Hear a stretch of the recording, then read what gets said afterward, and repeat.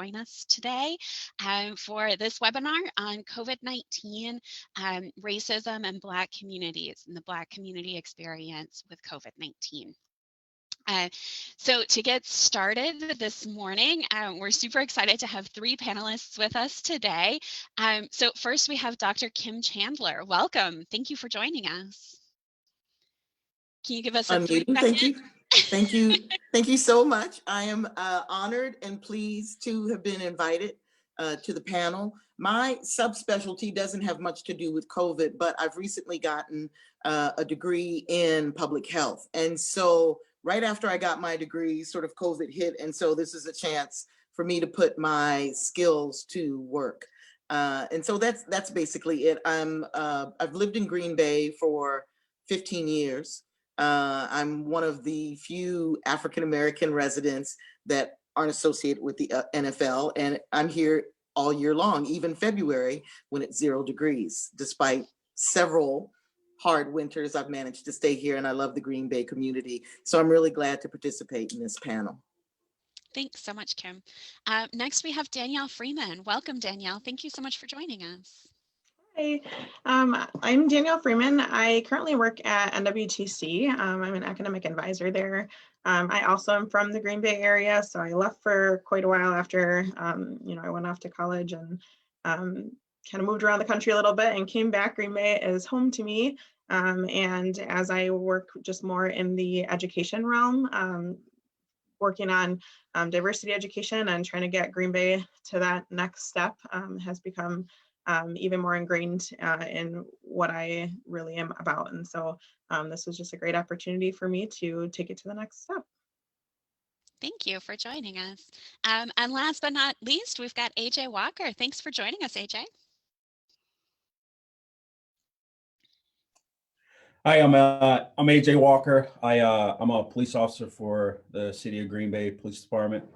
Currently, I work in the schools. It's been kind of that one of those lifelong callings to be able to work with young people who kind of have very similar backgrounds to what I grew up in. And I am from Chicago.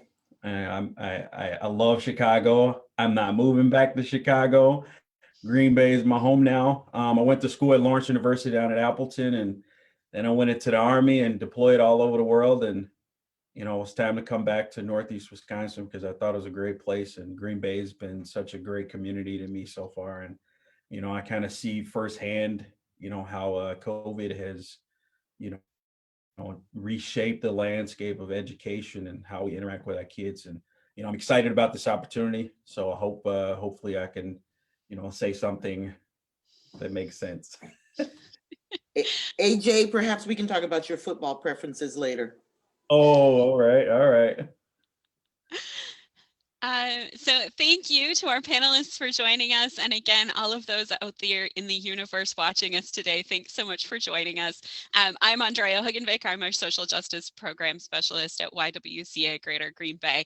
And I'm really just here to keep things on track. They're the ones that are important today. So we have heard some feedback on this series that people really appreciate a little bit of data to start with. So I'm just going to screen share for a minute and get a little bit of data to just help us kind of frame out our conversation here about COVID and Black communities. So if you will bear with me as I figure out how to screen share properly. I'm never quite sure how this is going to work. All right, there we go. So this first one is from the CDC, and this is the race and ethnicity breakdown of COVID-19 cases, hospitalizations, and deaths. You can see over here, so this is compared to white cases. So white cases in this graph are going to be ones all the way across. And we can see here for Black or African-American non-Hispanic persons, we've got 1.1 for cases, so a little bit higher chance of getting infected with COVID-19, but then almost 3 times the rate for hospitalizations and 2 times the instances of death. So this is clearly hitting our African American and Black populations much more than it is our white populations. Well, the next slide. That's slide 3. Slide 2. This is about COVID vaccinations. And we can see here, so the blue dots are the percentage of state residents who are Black in these various states. And then the black dots are healthcare workers, the percentage of healthcare workers who are Black in these various states. And then the orange dots are the share of people who are vaccinated, who are Black. So you can see that the vaccination rates are really lagging in all of these states. And this is from Kaiser Permanente News. Vaccination really is lagging for our Black population. So even though we're seeing a higher incidence of cases, hospitalizations, and deaths, we're not seeing our Black residents be vaccinated at the same rate as others. We're also seeing some pretty significant issues around renting and loss of employment. So as of September, and this is quite a while ago already in COVID time, 59% of Hispanic renter households and 53% of Black renter households reported income losses during COVID, compared to 45% of white households. There is an increase there and a disparity with Hispanic and Black households more likely to lose income. And then this is a breakdown from the Bureau of Labor Statistics around the kinds of employment that people have. And I thought this was a really interesting graph. So you can see that the gray is management and professional positions, and the red is sales and office positions. So these are the positions that are most likely to be work from home and to move into work from home to be safer in terms of transmission of the virus.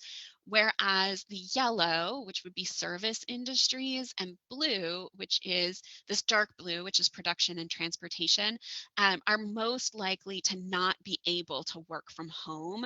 So these are people who are more likely to still be in workplaces and interacting with lots of people, coworkers, and the public. And you can see here that Black and African American populations have a higher chunk of workforce that are in these service positions and production, transportation, and material moving occupations, which again, less likely to be able to be work from home and have those kinds of protections around virus transmission. This is a slide about unemployment and how unemployment really has skyrocketed for everyone, but has affected Black men and women at higher rates than white men and women. So you can see here, this is February through April. So this is right at the beginning of the pandemic that we saw these pretty significant jumps of, almost 10 points for white men, but then still higher numbers for Black men and women. And then this is a slide that's about Black renter households and most likely to be behind on rent and at risk of eviction. And this comes from the US Census Bureau, and this is the Household Pulse Survey, which came out during COVID. If you watched our webinar about food security and insecurity, we were really relying on these Household Pulse surveys, and that they really were very helpful in terms of trying to figure out some data about pre-COVID and post-COVID. So you can see here that Black households who are renting most likely reporting that they are in trouble of eviction at this point during the pandemic. And this is from late September. And then here we go for food insecurity. Again, we did a whole webinar on food insecurity earlier this month. So for sure, check that one out. But we do see that before, so the black bars are from prior to COVID-19, and then these kind of textured bars are from during COVID-19. And we do see, again, significant increases across the board, but we're seeing our Black households at about 50% food insecure during COVID-19, which is a really huge and really concerning number. And then we also wanted to talk about learning and remote learning. And AJ and Danielle are both in our education field, so I wanted to make sure that we could include this as well. So we have Black and Hispanic students are more likely to be learning remotely. So again, this is the light blue ones here on the top are people who are the percentage of students who are doing in-person learning. And then down here on the bottom is the percentage of students doing remote learning. So again, our Black and Hispanic students are more likely to be doing remote learning. And then lastly, this is a slide about how students are really doing with pandemic learning. So this is comparing what students usually learn during the course of a year versus what students have learned over the course of this last year. So the way that this is set up is that what students are usually learning over the course of a year would be 100%. 100% would be the average then. So we're seeing students significantly lower than that. But then we also see that schools with greater than 50% students of color are these darker dots over here. And then schools with greater than 50% of white students are these lighter blue dots. So you can see that across the board in reading and math scores, schools with greater than 50% students of color are lagging behind in terms of what they are learning over the course of this last year. So I hope that that gives us a little bit of framework.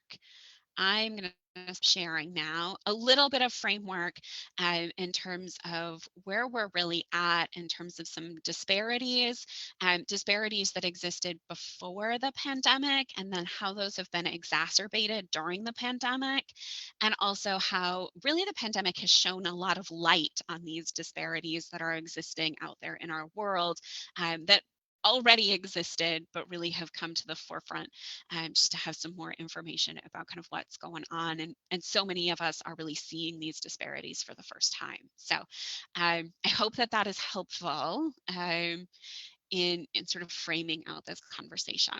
So do any of you have sort of some initial thoughts on any of those data points out there? No? Okay. I mean, I'd like to just reiterate what you said. There has been traditionally a problem, mainly with access, not just in the Black community, but the non-white community to healthcare. And so COVID has really unmasked what has been present a long time, and it sort of exacerbated other things. So I think what you just presented was 100% right on. So I know that I just kind of cruised through that really quickly. So by all means, feel free to watch the replay and pause things if you want to see a little better. And all of the sources are on the bottom of the screen, so you should be able to see where they came from. But I wanted to sort of cruise through quickly so that we could get into the discussion part then. So our first question really is, how has your race and culture intersected with your experiences during the pandemic?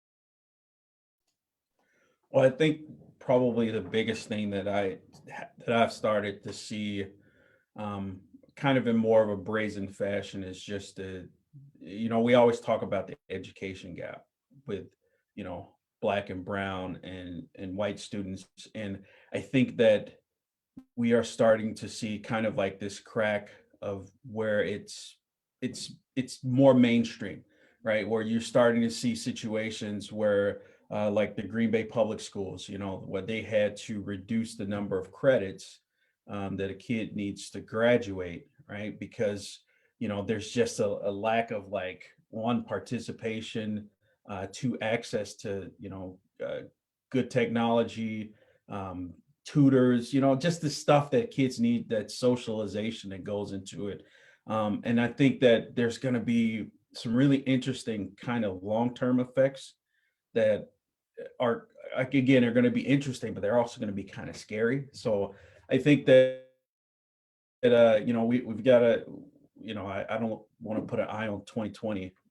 It's in a back window, but 2021, 2022, 2023, we're going to have to really, really dive into, this gap for our kids and how they consume information and how they apply that to, being successful in life, right? One thing that really stuck out to me when you're going through some of the statistics there, that I struggle with a lot, is that there have been a few memes, right? Social media, things like that. But one of them is, all of this stuff and all the places where people are falling behind. And I think that we get really caught up sometimes and forget that, like, we're surviving a pandemic, right? We're still in the midst of it. It's not over. It's not done yet. And trying to really figure out, yes, we want to keep students on track and keep really everyone on track, right? We want to get back to what our status quo was, but we're also still in the midst of a pandemic and we're still trying to figure things out. And even as we're trying to do Zoom meetings here, my internet has been cutting in and out today, right? Because I just have my basic package. And so I think just when we're looking at everything as a whole, we need to also keep forefront of mind as that we are still, and our students and our families and our communities are still trying to survive a pandemic that is still going on. We haven't gotten past it. And so keeping all of those factors in mind, absolutely, with specific populations, and thinking about your personal situation, like your home life with your work life and how those interplay, because those also aren't separate, and they sometimes conflict with each other as well and bleed into each other. But I think really keeping forefront of mind that we're not through it yet. We're still surviving, and that for me is, number one goal is to try and get students through. So yes, I want students to stay in school. I'm doing everything that I can to get students to stay in school. But right now too, when students are like, I can't do this right now, I can't, XYZ is happening and I'm trying to get through it, my immediate flip is, absolutely, how can we get you to survive this time so that you can come back to school and be successful? And while yes, I would love for you to be successful now, surviving it is number one.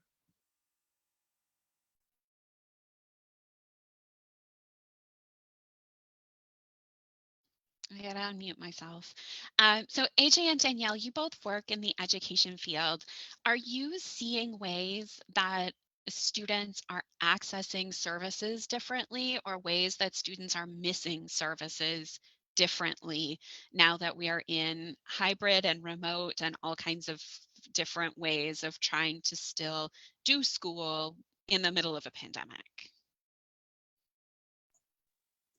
So one of my prized duties and responsibilities, I handle a lot of programming for the middle school that I work at, as well as the high school. So a lot of that programming kind of stems around, your typical public safety realm, where, as we talk about some of the things that can happen online. We talk about, drug treatment options. We talk about how kids can, stay away from the things that pull them into bad decisions, right?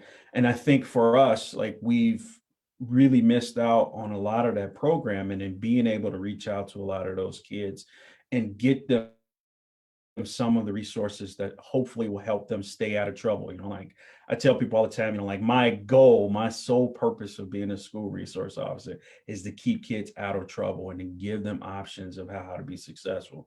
And I think we're starting to see that a lot of the program that we have found to be effective, we just can't get it out to kids. It's hard to, because we're competing with the already crammed, virtual learning environment that's already been set forth. And and they're not going to do it after school, right? So it's easy enough to just walk up to a classroom and say, hey, I have a 15-minute presentation during seventh period or seventh hour or something like that, and then we can kind of get some of it in and get a lot of good feedback. And we're missing that right now. And probably the next component, and I'm sure this will come up a lot, is just the amount of mental health services that we would try to connect kids to, so that they could start looking at some of the reasons why they're having anxiety, some of the reasons why they're engaging in possibly bad or criminal behavior, right?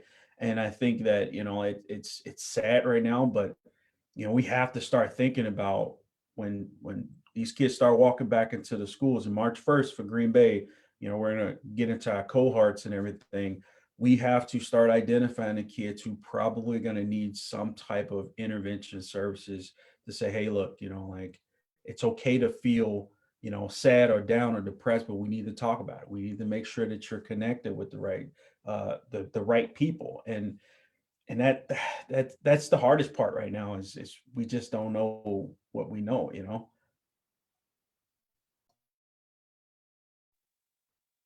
I think on my front, so I work in higher education, so we are not going back in person. We've had some small programs or a small number of programs that have been in person, like nursing classes or lab classes, or the like welding things, the trade, some of those where you can't teach that content online.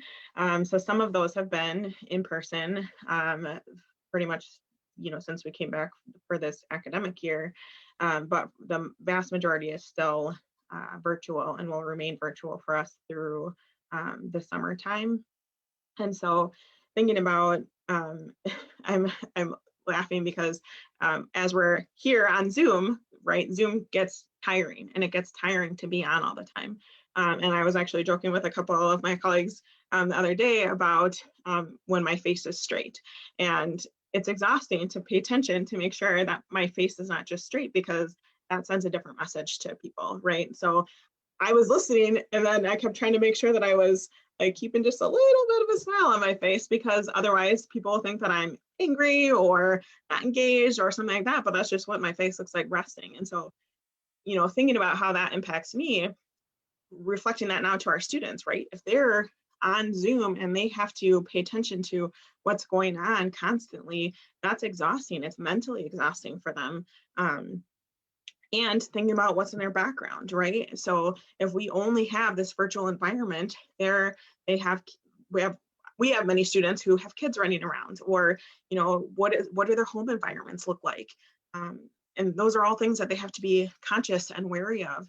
And so I think that and one has exhausted a lot of students in terms of the virtual connection. So, but right now, that's really the only means that we have, or that some of our services have, to reach students. And they're kind of tapped out. They're tapped out of being in this virtual realm, whereas we have a lot of students who predominantly like to use in-person services. And even as we're trying to get students re-enrolled for still the second half of this semester, but then looking at summer or fall, a lot of students have said, when it's back in person, then chat with me then.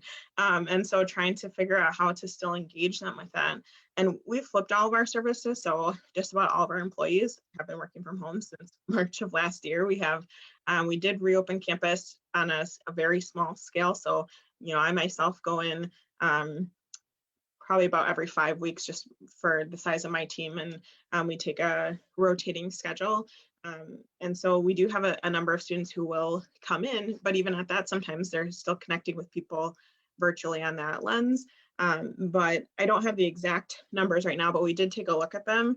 And predominantly it was students of color who were using those in-person services and coming in to seek help. And that's, thinking about that's how we really can engage with them and can connect with them. And so thinking about when we're still virtual, yeah, I think that has significantly impacted students. There's a good amount that have been able to find us. And my role particularly is working with students of color. And so I think that some of them have done a good job at knowing how to get a hold of me and engage with services. But there are so many that still, they would much rather be in person. So I'm grateful that we've tried to keep it consistent at this point, so that it's not flipping all the time. Especially we were trying to do different things and flipping back and forth, and I think that was more challenging for our students to figure out how to reach us. And so right now we're staying kind of with the consistent, this is how you can get a hold of us through the rest of this year. So I think that has helped, but I definitely will expect to see an uptick in students coming back and being engaged in both just class in general, but also in our support services once they're able to connect in person again versus the virtual realm. That's one of the pieces of one of those charts that I thought was so interesting, that kids of color are more likely to be learning remotely at this point, and the kind of burden that that puts on a family. It's really hard to have kiddos running around at home doing virtual learning. And I mean, I've been on some Zoom calls with kiddos. It's nauseating to have 6 kiddos or 8 kiddos or 10 kiddos on a Zoom call at one time. And so just thinking about the sort of disparity there in terms of the burden on families of having kiddos at home learning remotely, and how hard it is to, like you were saying, Danielle, how hard it is to go to school if you have kiddos running around in the background, how hard it is to go to work. And I'm wondering how that is intersecting then with some of those unemployment rates and the ways that people have dropped out of the workforce, of sort of getting to that point of saying, like, okay, I've got 3 kiddos at home, like I can't go to work and I can't do a work from home job, because taking care of 3 kiddos all day is a full-time job. And I think that's so important how you frame it, right? Because you're looking at so many different things that kind of roll all into the idea of virtual learning. Whereas you have 3, 4, 5, 6 kids at home, and maybe you can't work, or maybe you got laid off, and now you're running into situations where the stress of having 3, 4, 5, 6 kids at home can be debilitating after a month or 2 months or 10 months, right? So now you're looking at situations where parents are physically, mentally, emotionally exhausted, and it plays a big role into how if I walk into my household, I got two boys at home. If I walk into my household and I'm angry about something, they feel that anger. It's how your kids understand you as their parent. And I think that we're starting to see those cracks of families who want to be back in person, right? Like, regardless of whatever the health implications are, because they're exhausted, they're tired, and maybe they need to get back to work. Or one of the other components I'm sure to come up is the housing aspect, right? Like, whereas my wife works at ICS, Integrated Community Solutions. They do a lot of the low income housing vouchers. She's got hundreds and upon hundreds of families in the Greater Green Bay area who have been approved for housing vouchers or Section 8 or some type of housing assistance, and they just can't find a place to stay, right? So now you go from a person who's semi-homeless, kind of in a McKinney-Vento like area, and they're staying with somebody else, and it's going on for months and months and months. And I've been in a lot of home visits where I might have 12 kids in one house all staying together, and they got a roof over their head, but is it an ideal situation? Probably not. And sometimes school can be a saving grace for some of these kids, right? So it's a safety aspect. We'll talk about that, but it can be exhausting. I know I stay home over the summer. I was there for 4 weeks and I couldn't take it anymore. I don't know if I like my kids as much as I thought I did. So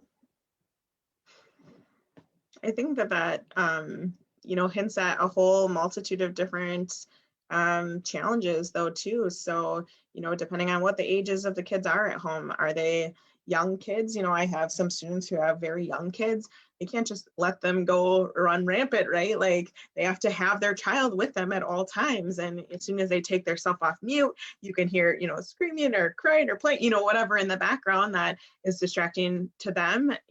I've tried to do my best at reassuring all of my students, whatever is going on at home, that's totally fine. Don't be embarrassed. Don't anything like that, because what other choice do they have?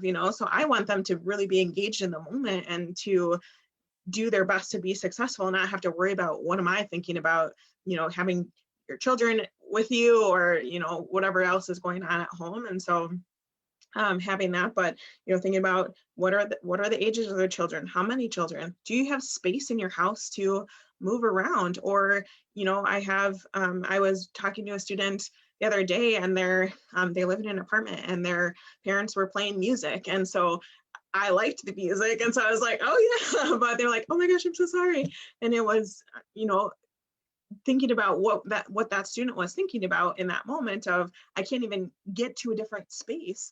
And I think that they did have like headphones in, and so just all the different things that are at play of, being at home. I've had students who have to share the Wi-Fi network, and if you have multiple students trying to stream live, that tanks your internet system, and so your internet connection. And so there's just so many different things that I think students have to worry about in being at home, and particularly families of color, by definition, aren't in the huge mansions with different rooms where you can walk around and get space from each other. And so I think all of those things really have at play, and you don't really know, everyone's in a different situation. So I think all of those things have impacted our students in trying to access learning and be successful while they're doing it. Dr. Chandler, do you have anything to add before we move on to the next one? I know, not really. I think the comments have been excellent, which is why I haven't said much. I think the other thing that we need to consider as well is, remember that prior to COVID, many of these households had sort of maximized their bandwidth anyway. And then COVID comes along, and then it's just over. People were sort of barely compensating before the pandemic. Then the pandemic hits, and that just takes a situation which was borderline and puts it over. But other than that, it's the comments have been excellent. Right on. So the next question that we have for you is, what are your greatest concerns about the last 11 months, and what this is sort of done for families and done for people of color, and is going to do, and we're going to have to work through over the next 11 months? I'll start. And my concern, so, it's not a big secret on how to handle a pandemic from a public health standpoint. And the response in the US has been, to say the least, poor, which is why we're still in it a year later. But having said that, it's still the same techniques that we need to do. And once they're applied, the viral numbers will start to go down. I think, vaccination is critical. We need to get people vaccinated. One of the concerns I have is some of the narratives that are going on around vaccination, particularly in the Black community, as opposed to the Caucasian or white community. For instance, so-and-so got vaccinated, and then they had these side effects. That seems to be, even on social media and in personal conversations, it seems to me that it's more of a dialogue in the Black and Latino communities, where there is some reason for mistrust in the medical system. There are these conspiracy theories that vaccines have chips in and that kind of thing. I don't even want to repeat some of those things because they're sort of so ridiculous.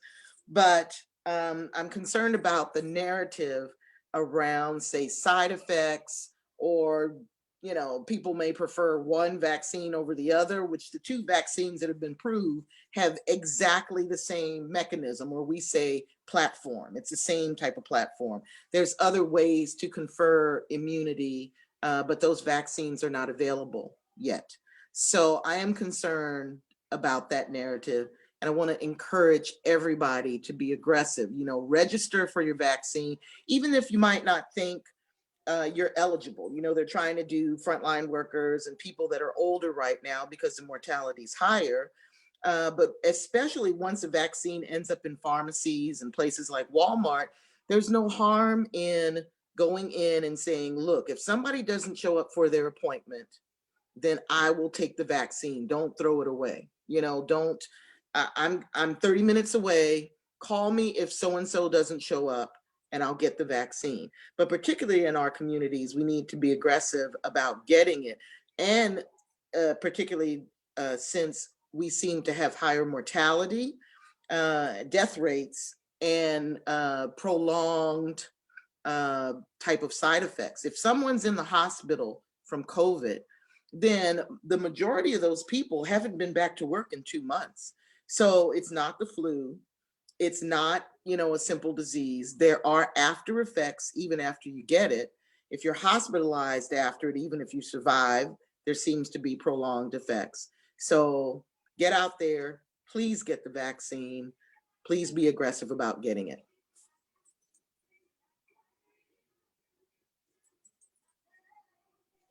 So if I could pick one thing that worries me the most about the past year or so, kind of looking at a pure public safety standpoint, it has to be the lack of reporting that we're starting to see, and that's alarming, right? There's I don't quote me on this number, but we're down upwards of 60% on Child Protective Services report in the last 5 months. That's a red flag, right? Because part of what I do is we take those reports and we investigate them and we figure out if there's some type of trauma that a child is going through, or if there's some type of trauma that's going on in the household in general, whether it be a student or an elderly person or a mom or a dad who needs to be connected with some type of services. And we're starting to see that it's just not being reported. And we don't know what's going on inside of these households. And now it becomes kind of that health disparity, right? Where there's things that are going on that need to be treated, they need to be identified first. And we need to figure out how to, protect our most vulnerable populations. And it's sad to say, but right now, in the parts of our communities, the Black communities, your brown communities, whatever communities, right? We're just seeing numbers that are just not there, right? And that's so alarming because we want kids to feel comfortable enough to continue to come in and seek out those services where we can identify problems, whether it be short term or long term. But on the other side of that, it's part of the mental health of the people who work with these young people, right? To be able to say, you know what, I saw something was going on with AJ today, right? And I did my mandatory duty, I reported it, and we want our educators and everybody else who's in a position of authority or just a position of be around people and observe to come up and say, hey, look, I think there's something not right there. And then we can kind of figure out a way to, connect, right? And connect sometimes it's investigations, and sometimes it's just walking somebody down to the crisis center, and saying, hey, look, I think this person's having a bad day and how can we help them, right? I think for me, it's the unknowns. That is my personal biggest fear, I think. I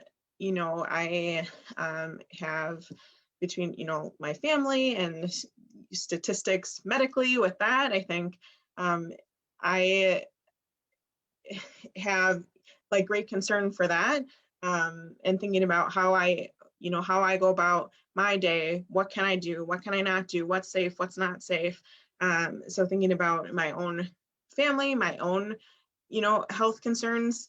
I have asthma, like I don't have anything like crazy, but knowing, like, oh, that could be really bad for me. And so I think, like not really knowing what will happen, and that some of the things that are really severe are more statistically happening to people of color. And then, thinking about I in myself right now, and am secure in my employment and kind of just life in general right now, but thinking about how quickly that can change. What would happen? What's a backup plan? I don't really have a backup plan.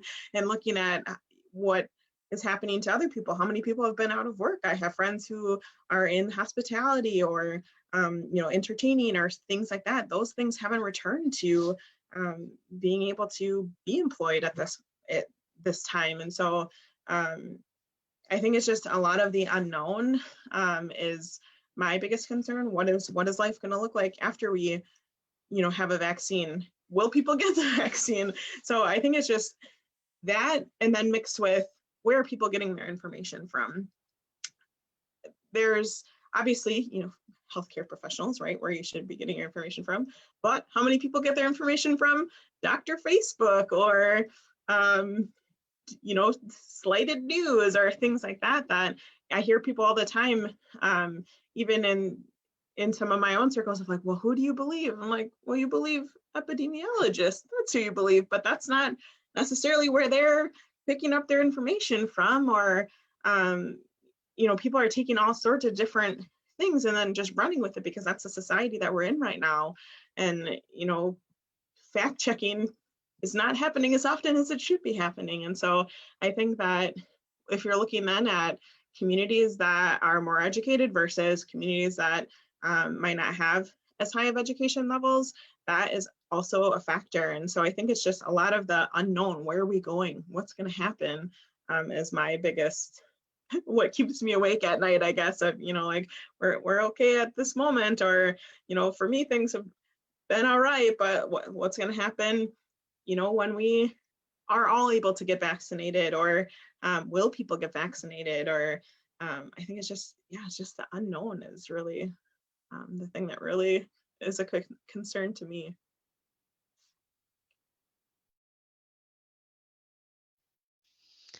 So Dr. Chandler, you mentioned this about people being really sick for a really long time.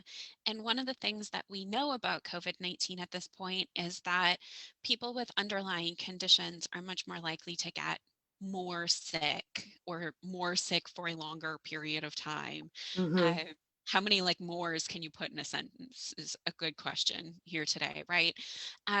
Can you tell us a little bit about sort of those underlying conditions and predispositions, and if there are disparities there, that this is hitting people of color harder than white people?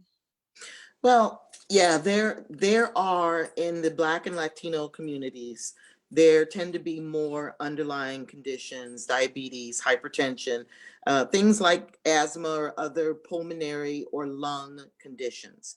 And all of these things, or even some reason for immunosuppression.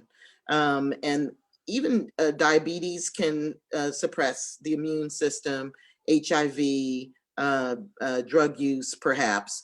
All these things are things that can suppress or decrease the immune system. And these things tend to be more prevalent in non-white populations. And part of that has to do with access to the healthcare system, which of course by years predated COVID. So it's not just a COVID-related thing. But if there is a presence of one or more underlying condition, then there's more likelihood that the person's going to suffer in the acute phase or the immediate phase, more severe. I'm trying to figure out how to say it in English. More severe effects from COVID. So there's the immediate or acute phase, but then you hear people that have survived COVID talk about a sort of post-immediate phase where that you hear people talk about brain fog, persistent fatigue, body aches and pains, and this can go on for months after the initial COVID infection. And in terms of data, in terms of what we're trying to do in the healthcare community, we're sort of isolating those things, but this is something that we have to sort of consider and take into effect. You just don't get COVID and then some people don't just go back to work. They have continued symptoms. And then I'll just bring this up, not to make anyone paranoid, but remember we have a blueprint for how pandemics sort of work and what it takes to get rid of them, because there was an H1N1 or a flu in 1918. So in 1918, there was a pandemic. Recall that was during World War I. that helps spread it and that kind of thing. And I just bring that up briefly to mention that there was a small number of people after 1918 who had sort of a neurological symptom that was fairly severe a few years after even that pandemic. I bring that up to say that possibly after COVID, there could be some even longer term effects. A year or two later, there might be something that shows up in a small amount of the population. So we have to be prepared for and consider all these things. And, you know, in terms of the Black and Latino population, we have to improve the access to healthcare and expand Medicaid, you know, make healthcare really essential to all, it's essential to all people. So that's the kind of things that we need to be thinking about. Otherwise, there's going to be, again, this dearth of, you know, substandard healthcare for certain members of the population. I hope that answered your question. It did. Thank you so much.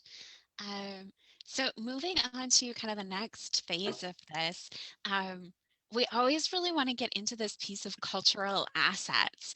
Are there pieces about being Black that have helped you get through this pandemic? You know, through a stressful, tumultuous, like wild roller coaster of a last almost year at this point. Are there some of those pieces that really have helped you get through this? I'll start.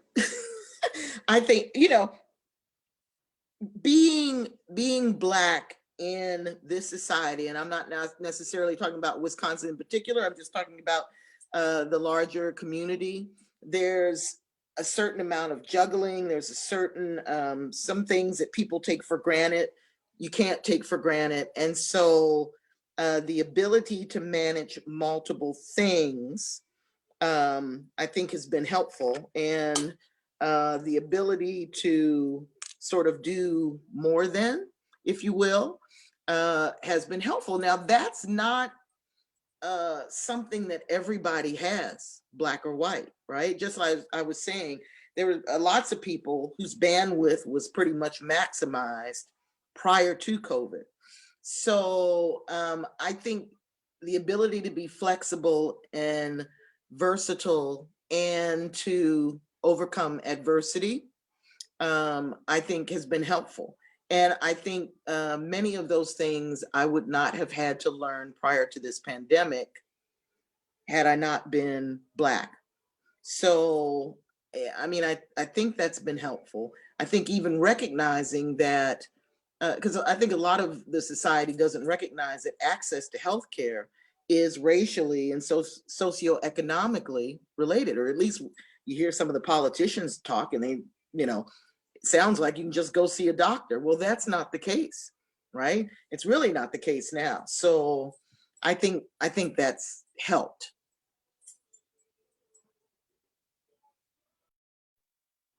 I think for me, the idea of community and, you know, looking out for each other has been probably my biggest piece in this. That's come from my cultural background. This whole time I have been on the side of, we need to do what's good for the greater good here. And it's not just about me, and it's not just about just my family, you know, what is going to be most impactful for the most amount of people. And I think that that really comes from my culture and my upbringing and that, and I've stood pretty hard on that.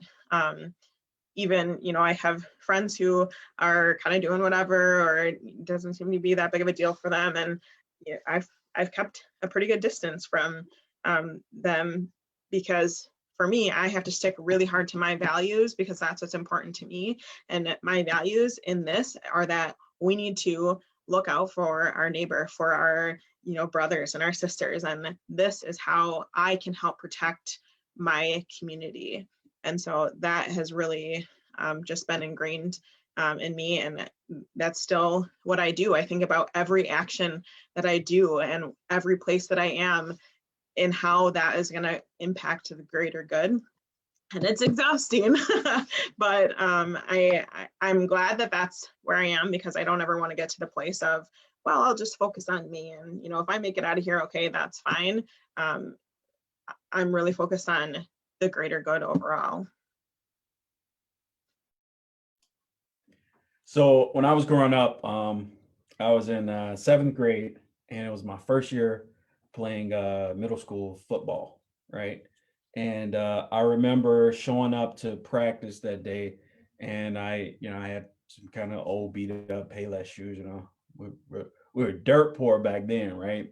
And I remember the coach saying, we'll try to figure out a way to get you some football cleats. So there's a Chicago cop who was assigned to the elementary school that I went to. Just this kind of mean, grumpy, surly Italian guy who was very unapproachable. But for some reason, he kind of just took me under his wing, bought me my first pair of football cleats. And I never forgot that, because he was uh he was himself, and he just seemed mean, but he has such a big heart, right? And here I am, a black kid growing up in a Chicago housing project, and here's this big 6'5" white guy who's like teaching me some of the things that I would later use later on down in my life. And everything that about what I do is about paying it forward, right? I remember talking to an administrator for Green Bay Public Schools one day, and he says, "Oh, well, we got this problem where we're starting to see more like school resource officer contact with black kids, and have you seen that and such and such?" And I'm like, you know what? Most of the black boys at the schools that I service, they just gravitate towards me. And I love every second of it, because they're giving me an opportunity to know them, to tell them about my story and how I got to where I am. And maybe one day I can do something for one of those kids where they are 10, 20 years down the road, and they can pay it forward to the next group of kids. And that's just kind of what it is, right? You talk about values, right? Values are important. For me, it's kids, right? Black kids, white kids, like it just doesn't matter to me, right? I want to figure out how to help them, because here's the thing that I impart on them: treat people right, no matter what. So if I tell that to a group of white kids and they end up treating people right, and then kids that they treat right happen to be black kids, I've won. If I tell that to a group of black kids and they treat people right, and the groups happen to be white kids, black kids, whatever, I've done a little bit. I've done a little bit of my part. So I try to keep my when I was in the Army, I was a rappel master. So teach how to climb up buildings and rocks and everything else. And one of the things we would train hard on, right? It's called the 3-foot bubble. Don't worry about everything that's outside of your control. Only focus on that 3 foot of space, right? Because that's what's going to kill you, and that's what's going to save you. So I focus on my 3-foot bubble, and I try to play my part and have a little fun at the same time, right? So we're getting close to time. So I just want to give you an opportunity for any kind of final thoughts that you have today. Anything we haven't covered that you want to make sure you get out there? For God's sakes, get the vaccine. Please get it. Be aggressive. You don't want this disease. You're better off not having it if you just get the vaccine, please.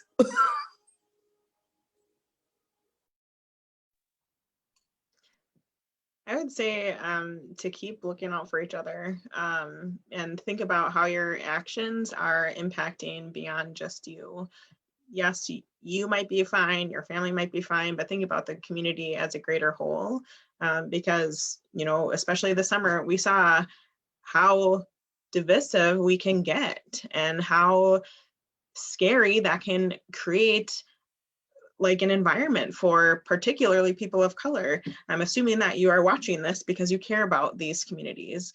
And so I think that any way that you can continue to do your part, that you can encourage people, keep chirping in people's ears of, having them think about how their actions are helping others. It's not just one thing that we can do, and it's not just going to end, by yes, get the vaccine, but that it doesn't stop there. It's not going to stop there, right? We have to continue to care about our communities, all of our communities, and try to get people to the next step and help educate and just keep pulling people along with us.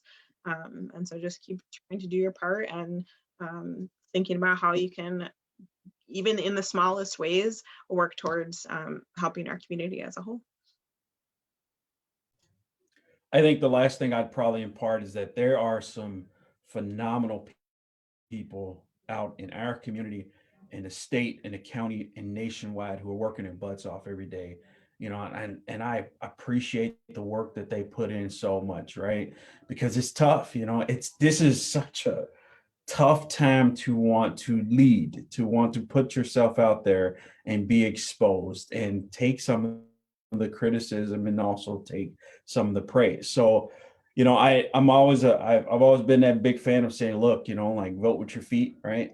And but one of the more important parts about that is know the people who are stepping up to be leaders, right? And give them your support, but know who they are. Know what their positions are, because that's kind of one of the basic ways that we make long-term effective and strategic change, and especially in communities of color, right? So know who they are, work with them, help them out, but know who they are first, right? So I appreciate getting a chance to be able to talk here. I just have one more thing. I wanted to just emphasize what Danielle had said, the community aspect of it. Also, wear a mask, socially distance. Even if you've gotten the vaccine, you can still carry it.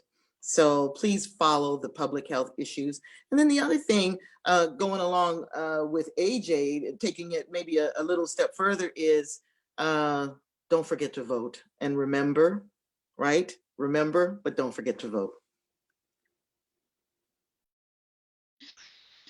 Well, Dr. Chandler, AJ, Danielle, thank you so much for joining us today, and really being willing to and talk with our community and put this out there and put yourself out there a little bit, as we continue to have these conversations about racism and disparities and the way that COVID-19 has really exacerbated and shown light on these over the last year. So thank you so much for joining us. To all of you out there in the universe who are watching, thank you so much for joining us today in our mission to eliminate racism, empower women, and promote peace, justice, freedom, and dignity for all. So this recording and all of the rest of our series are available on our Facebook page, YWCA Greater Green Bay, and also on our website at ywcagreenbay.org. So thank you all so much. Again, to my panelists, thank you for being here. It's been a real pleasure to meet you and to hang out with you today. And I will see you all later. Bye.